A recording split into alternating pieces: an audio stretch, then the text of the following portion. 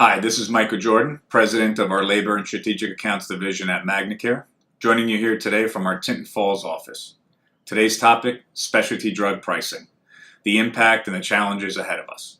Clearly there's a need for specialty drugs in the marketplace as it helps us reduce costs on the medical side, but along with that comes challenges with pricing. Specialty drug cost pricing today represents about 30% of the overall RX spend. In the next 2 to 4 years, industry analysts expect it to climb closer to 50%.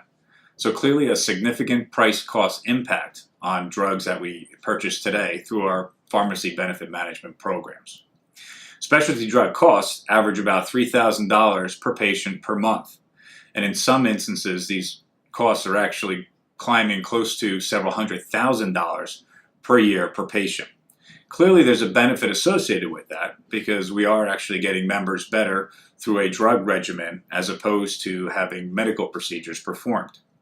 A great example is in the Hep C marketplace, where you have blockbuster drugs like Sovaldi, which cost about $85,000 to $95,000 per 12-week treatment. What that drug actually can produce is an outcome where a member or patient doesn't need to get a kidney transplant. Clearly, these are costs down the road, but these are pharmaceuticals being used today to help bend the cost curve. In addition, there's some orphan drugs out there that are running upwards of $750,000 per patient per year. So clearly, there needs to be management around these programs. Granted, some of these programs are going to reduce the medical spend or prevent transplants in the future, but there needs to be a focus around how we manage them. So what can we do? Focus on inappropriate use. Let's make sure that specialty drug is appropriate for that member based on their genetic makeup. Improve adherence and compliance.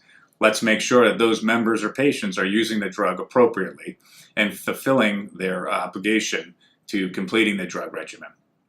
Lastly, let's ensure that the specialty drug medications are going through your PBM benefit plan. Some plan sponsors today are actually covering it through their medical plan, and that is significantly more costly to the plan.